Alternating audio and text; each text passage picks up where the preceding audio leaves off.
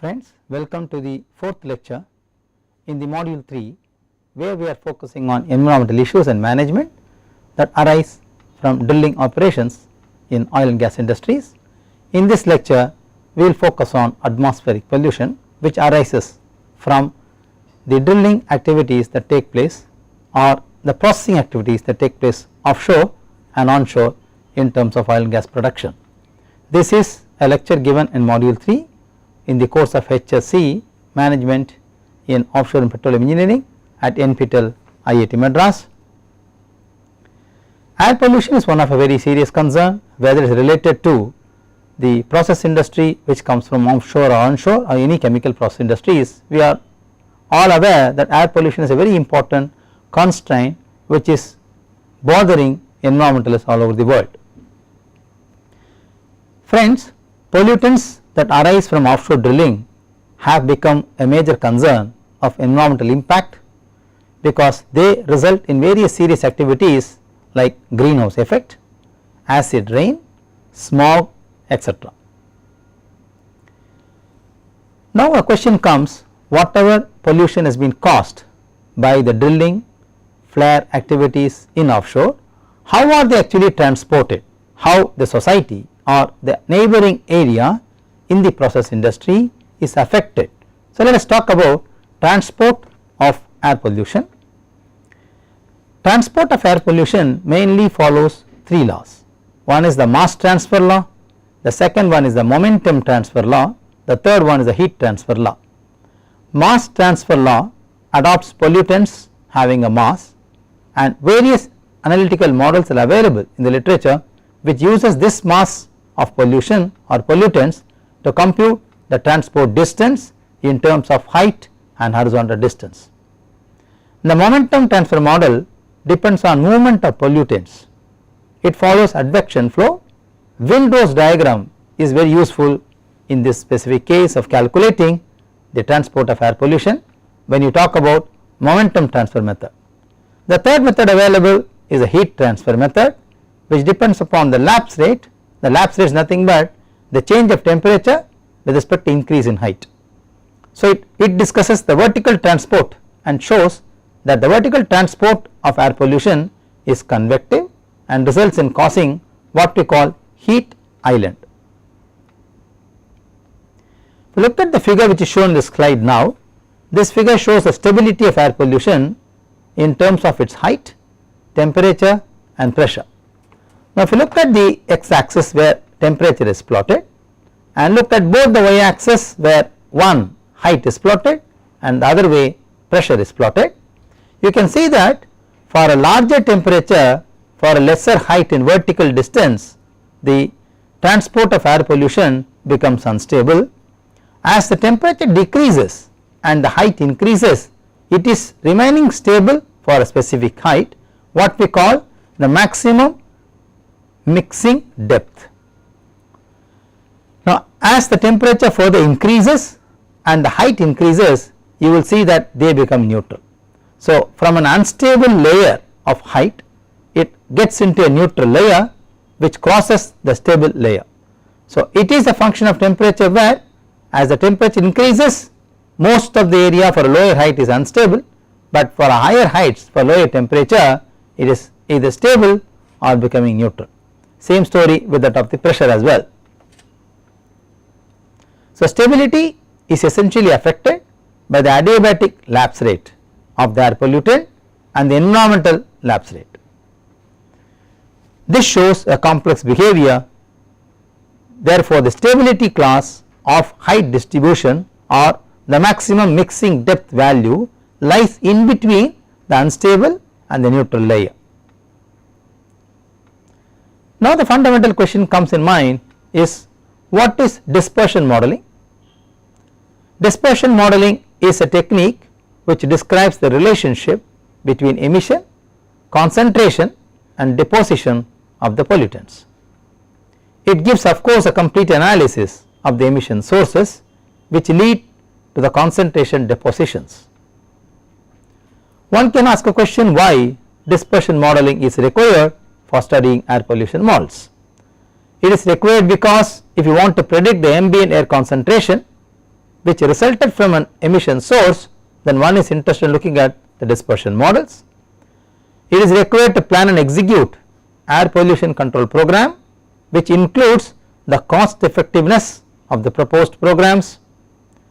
For calculating or computing environmental impact assessment, which is required to quantify the impact of process improvements. Dispersion models are required to evaluate the performance of emission control techniques. It is also required to optimize the stack height, the stack diameter of any process industry. It is of course used by and large in planning control air pollution. This is a very interesting cycle which discusses how the cost benefit analysis is looped to that of various control options, which can be seen from this figure. Let us say we have emissions related from any process industry. There are methods, analytical models which are used for either measuring them using experimental techniques or by mathematically modeling them using analytical or empirical relationships.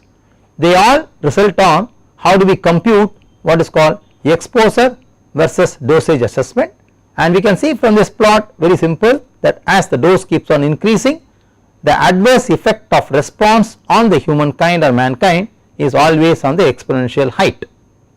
Now one is interested to know, if you want to control this kind of dose response evaluation or the exposure to be limited to the mankind which arise from that of the emissions occurring from the process industry, then one should always see what would be the cost benefit or what is the cost investment towards controlling the emission and what would be the derived benefit which is arrived from that of control programs. So we call this indirectly in offshore industry as an as low as reasonably practical, which is called as ALARP regions. Once a cost benefit analysis shows a positive result, then one can go for control options, and control options can be implemented, and again a cost benefit analysis need to be done for the cost invested towards the control option, and one should also see what is the cost investment from the control option and what is the benefit derived from the dose response assessment. So you maintain a balance between these two and then recommend of course better measurement and better control options for emission control. However, it is very interesting for us and we all accept that there is no alternative for the clean air, which remains of course as a best option. So a lot of natural ventilation is necessary to maintain a emission control program for a successful implementation. This is a very interesting layout of different factors which is involved in emission control program. Let us talk about the pollutants, where we talk about atmospheric chemistry, which discusses the stability class of wind, the temperature, the humidity, etc., which are all input for a numerical routines in a given program or a software. Of course, the numerical software requires the meteorological data which comes from the topography, the observed data, the solar insolation, etc. Once we have this data fed in the numerical program, the numerical program will also give me what would be the possible or the probable distribution of the pollutants in terms of its vertical and horizontal disbursement distances. So this will tell me what will be the consequences, what will be the visual effect of these kind of pollution distributions, what would be the economic aspects or the cost benefit which comes from these pollution, etc., and what would be the control programs which are effective to control or to minimize the causes which is arising from the pollutant which are dispersing in the environment. Of course, the effects of this are fed back to understand or to modify the emission modelings, which of course has inputs like population in the segment, what are the various roads and land use activity, what is the industrial topography, and what is the meteorological data which arise from the modification caused by the industrial pollution in the specific sector. You can see that very interestingly these two of course are interlinked, because you see the industry meteorology can always be affected or input by the topography of the ground or by the layout of the plant or the city. So you have this data interconnected to the emission modeling, then you give emission inputs to the numerical model. So it is a very interesting closed loop program where the data from the meteorological modeling, which includes the emission details, are becoming input to the model, which receives the atmospheric chemistry from the meteorological data, gives me output. Of course, the output is fed back again to cause the effects caused by the emission, and that is a closed loop. So, as long as we do not get a very interesting cost benefit and economics on the control programs of pollution distributions, the program is not and cannot be successfully implemented. Let us quickly see what are the different basics of air pollution dispersion models. All air pollution models are essentially based on simple material balance principles. The general material balance equation for an air pollution can be given by the relationship as accumulation rate in the environment is nothing but the sum of all flow rates coming into the environment minus all flow rates getting out of the environment plus the creation rate minus the destruction rate. So, it is nothing but an algebraic sum of the inflow coming into the environment in terms of the flow rates coming from the pollutants, the creation rate, and the exit from the environment in terms of the flow rates and the destruction caused by the pollutants in the environment. Now, one can ask me a question, what are all the input data required for computing dispersion models? We must of course require the detailed meteorological conditions available in a specific location. One should also have what are the different emission parameters that arise from industrial model. One should also look at the terrain elevations, because these elevations can cause what is called ground center concentration while working out the dispersion models. One should also look at the source location and the receptor location geography and geometry. One should also have details of any obstructions in terms of taller trees, taller buildings, etc. if you really wanted to calculate what would be the effect or the consequence arising from the pollution dispersion in the atmosphere. Let us talk about air quality and meteorology details in dispersion models. The primary parameters which are required to do air quality management could be the wind speed, the wind direction, and atmospheric stability class, which are locally applied to a specific location. There are various secondary parameters which are also important to compute air quality management: sunlight, temperature, precipitation and humidity in the local area, the topography of the area, energy received from the sunlight in terms of natural ventilation, and of course one is interested to know the atmospheric circulation pattern, which can be seen from the windrows diagrams of a specific location. If we talk about stability class of environment, the dry adiabatic lapse rate is one of the important factor which governs the stability class. It shows that the temperature decreases generally due to lower pressure, which follows an ideal gas law. However, the ambient actual lapse rate depends on the factor gamma, where gamma is given by the equation as you see in the slide now, which is nothing but the differential with respect to height, which is minus 1 degree Celsius for every 100 meters or minus 5.4 degree Fahrenheit for every 1000 feet. So, if the temperature falls, if the temperature or the lapse rate is lesser than the gamma value computed, then it is understood that the temperature falls faster, which results in what we call unstable class, or it is called super adiabatic condition.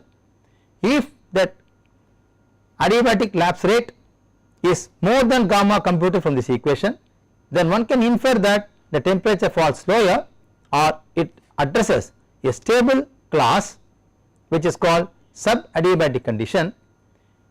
On the other hand, if the adiabatic lapse rate is exactly equal to the gamma computed from this equation, then one can say that it belongs to a neutral stability class. One important factor which arises from that of the emissions caused by the process industry in the environment is what we call plumes. There are different kinds of plumes. Let us see one by one slowly what do we understand by a plume behavior.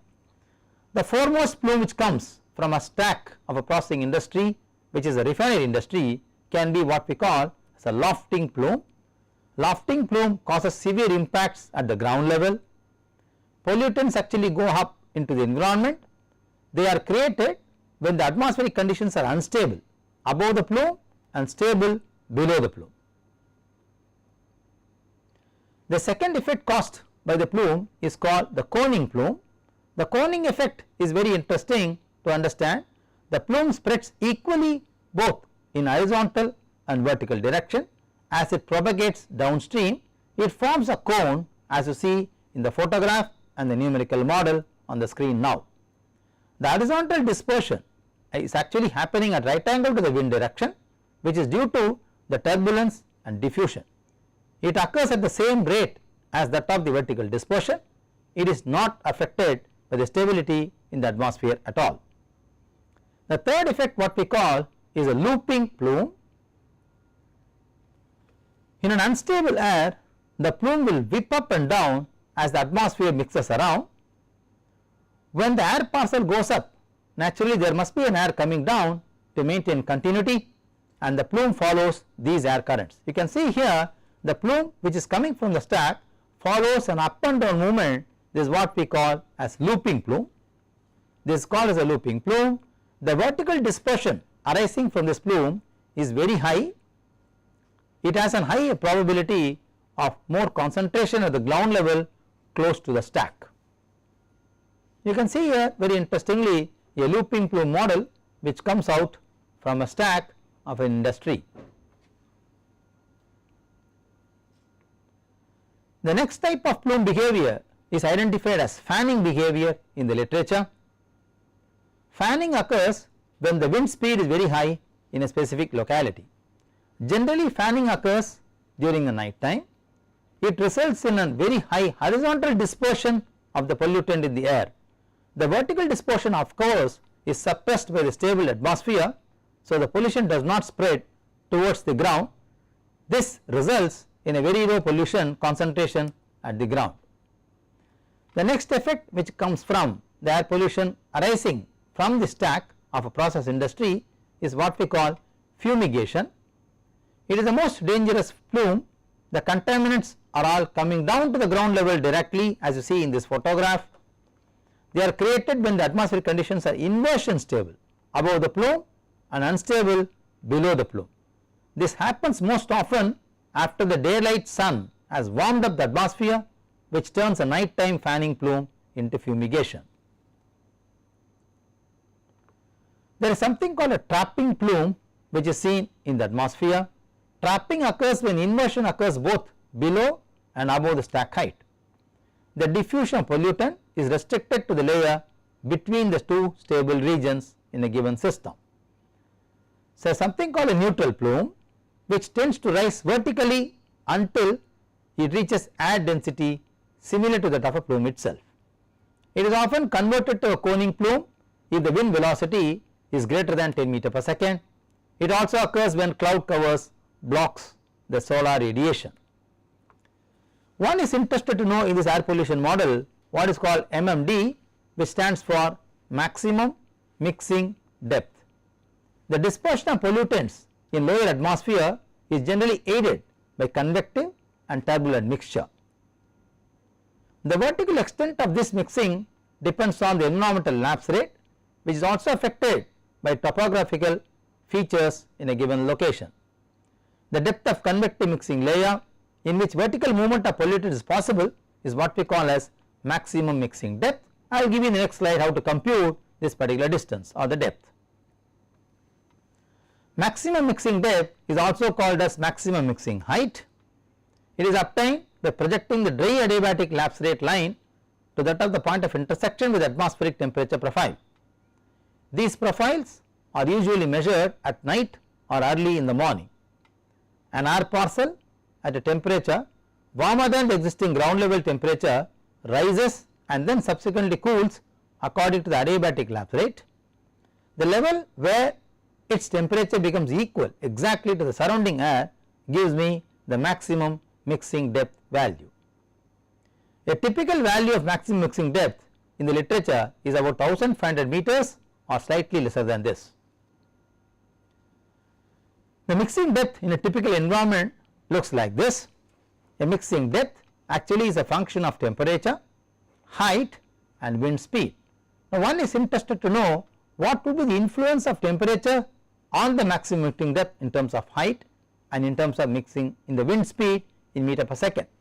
So look at the temperature minimum, it can cause a minimum mixing depth closely about let us say 300 to 400 meters, where the wind speed is from 2 to 3 meter per second. Even at a lower temperature, as the temperature keeps on increasing to the maximum wind height, or a temperature which is 5 degrees centigrade plus to the minimum temperature, the maximum mixing depth increases to as high as 1000 meters, where the velocity of wind is at a rate of about 5 to 6 meter per second. So the maximum mixing depth depends on the temperature and of course the wind velocity and the stability class of the wind speed at a specific location. Now the question comes how to determine the maximum mixing height or the maximum mixing depth for a given site. There are different steps involved in doing this calculation. Step number 1, plot the temperature profile of a day, which we call ELR. Plot the maximum surface temperature for the day on the graph for the morning temperature. Draw a dry adiabatic line. The dry adiabatic line governing is given by -1 degree centigrade for every 100 meter. You have to draw this line from the point of maximum surface temperature to the point where it intersects the morning temperature profile.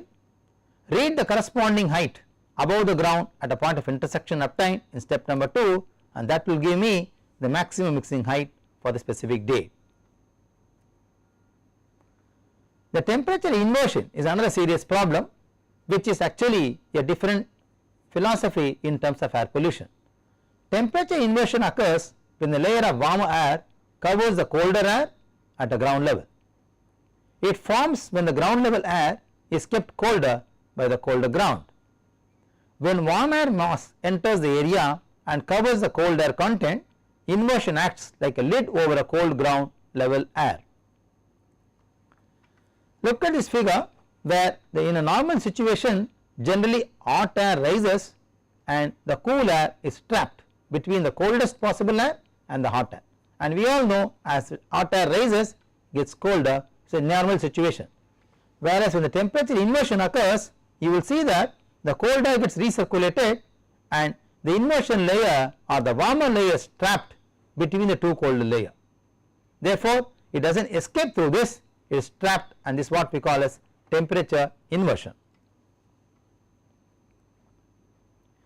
The temperature inversion can cause a very different environment to that of the species and an air class, which actually covers a cloud layer of different temperature over a colder ground because of the heat retention in the colder area. Inversion actually therefore is defined as an increase in temperature with respect to altitude. It is also known as negative lapse rate in the literature. There are major types of inversion which are seen in the literature as subsidence inversion, radiation inversion, and a combination of these two. Let us see one by one quickly and briefly. The subsidence inversion is actually occurring at a specific temperature which decreases with increase in height, then increases marginally, then further decreases with increase in height. Whereas the radiation inversion is having a constant value where the decrease in temperature causes increase in height, but not as linear as it was in the case of subsidence inversion model. So the tangent drawn at the maximum point of these will give me a curve which will talk about the temperature during the daytime, whereas the combination of these two of course will be a complex model where it has got a linear and non-linear terminologies arising from that of what you see in between the layer here, as you see in the case of subsidence inversion. Subsidence inversion generally occurs high above the emission sources. It is associated with high pressure systems. The inversion layer covers large surface area, especially this can be seen in literature as hundreds of thousands of square kilometers. It contributes to long term air pollution problems, that is a very serious difficulty as far as subsidence inversion is concerned. It persists for several days and can contribute to long term accumulation of pollutants in the environment. Of course, it is broken by strong winds at a very high altitude. The elevation of the base of inversion takes place, which varies from 200 meters to the top 1000 meters. So, that is the inversion layer, which can vary from a height of altitude about 200 to 1000 meters, and it is trapped between the two layers as you see in this case, and the arrows show you how the wind directions or how the pollution transport takes place in the inversion layer. So, they are actually trapped between this, the subsidizing air, which gets mixed up completely in the colder region. This figure shows that how the decreasing temperature results in increasing altitude, as you see from the linear line here, which is one of the important effect which is caused by the mixing in the atmosphere.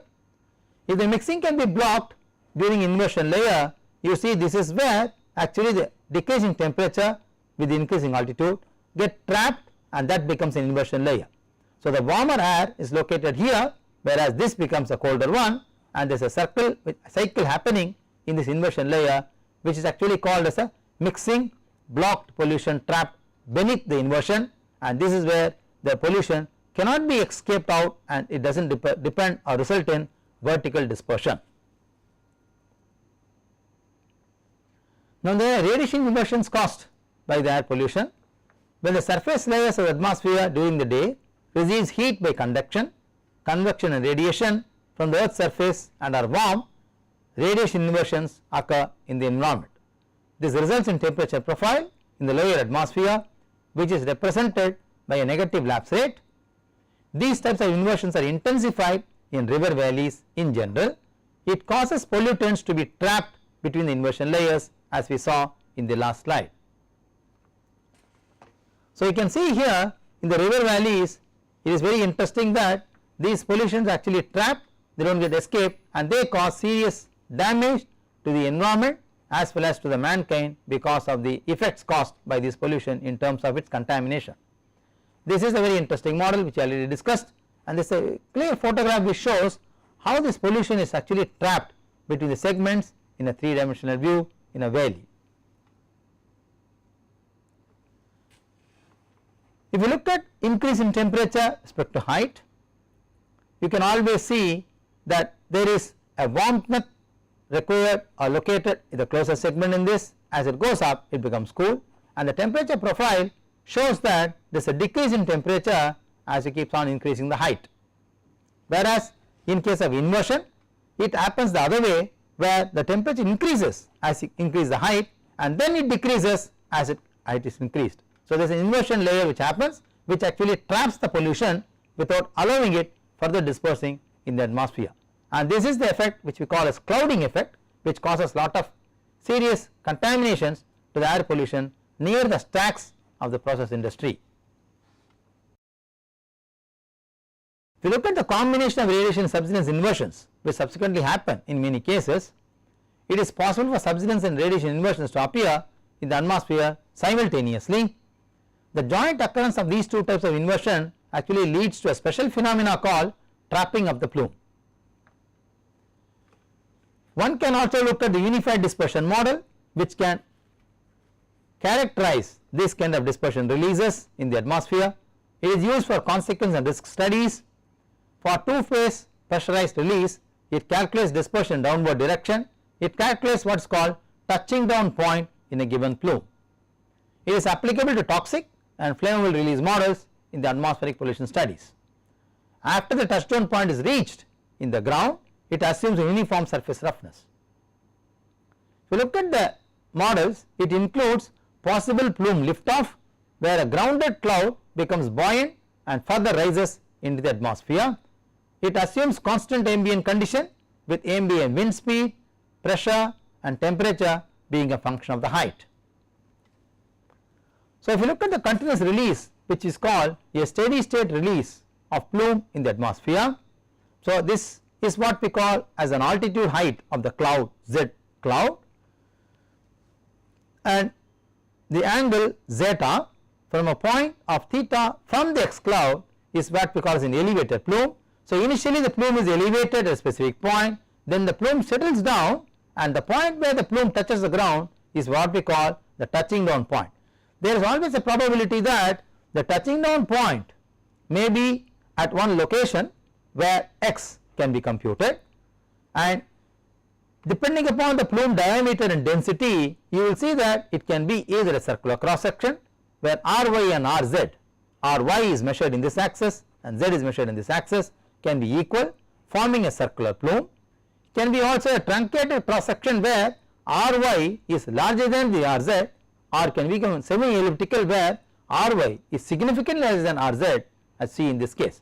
So in such situation, this becomes the area or the volume of concentration of the plume which affects the environment, which is actually the horizontal dispersion distance of the occurrence of the plume in terms of its x axis as well as y and as well as the vertical dispersion in the atmosphere.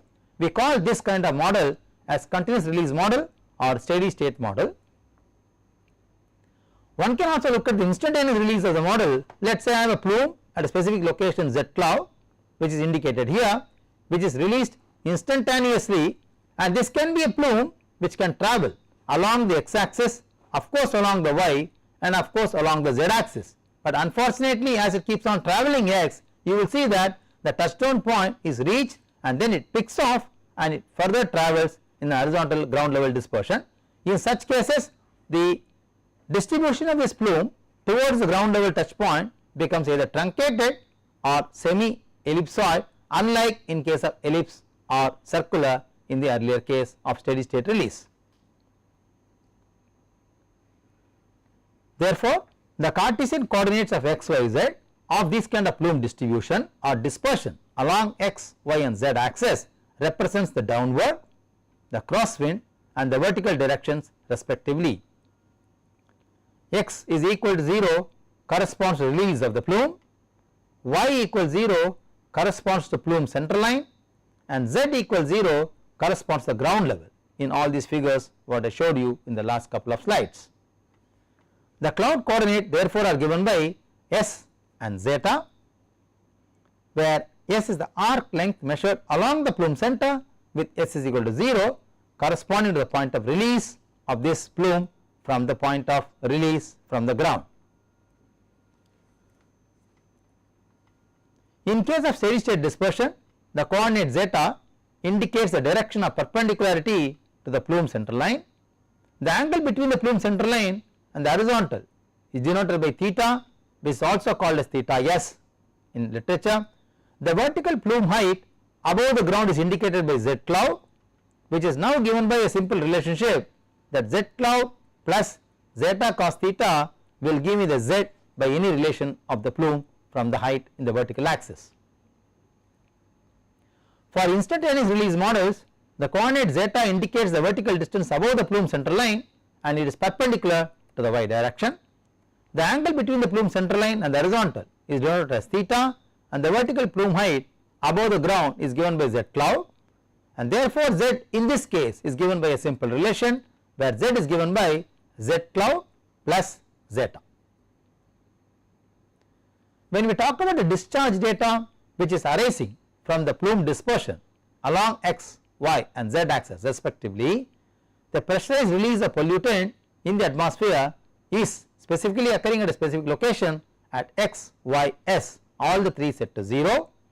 The release height z is given by an equation which is equal to zr, where the release direction in the plane is given by a value where y is set to 0. We will talk about the release models more in detail, which can give me the zr value for various factors affecting the plume dispersion in the x, y and z directions respectively. So in this lecture friends, we discussed about the atmospheric pollution caused by the dispersion occurring from the plume formation which occurs from a vertical stack of any process industry. We have seen different models, we have seen different kinds of plumes which occur. We have also worked out how the touchdowning point can be calculated and how the vertical cloud distance can be computed, and we have very seriously understood what is called the inversion, which suppresses the dispersion of this plume or the concentration of air pollution in and around the stack where the pollution or the pollutant is released into the atmosphere. Thank you very much.